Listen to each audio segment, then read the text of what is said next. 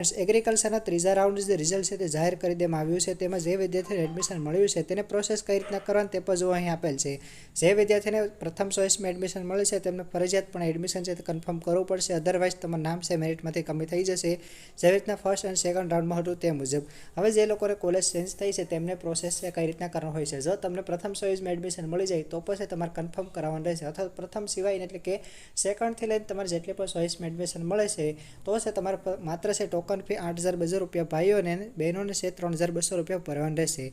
જો તમારે આગળના રાઉન્ડમાં પાર્ટિસિપેટ કરવો હોય તો. હવે જો તમારે આ કોલેજમાં એડમિશન લઈ જ લેવું હોય તો છે તમારે માત્ર અત્યારે ટોકન ફી ભરવાની છે અને તમે કોલેજ ખાતે અહીં ડેટ આપેલ છે તે મુજબ જઈ આવો અને ત્યાં છે તમારી ડિપોઝિટ સ્વરૂપે 5,500 રૂપિયા ફી છે તે ભરવાની થશે. બરાબર. જે વિદ્યાર્થીને સેકન્ડ હશે તેના પછીની ચોઇસમાં એડમિશન મળ્યું છે અને કન્ફર્મ કરાવવું છે તેમના માટે. અધરવાઇઝ તે વિદ્યાર્થીને કોઈ પણ પ્રકારની જરૂરિયાત છે નહીં. બરાબર. તો આવી રીતના છે તમે ઇન્ફોર્મેશન અહીં બધી લખેલ છે તે રીડ કરી શકો છો.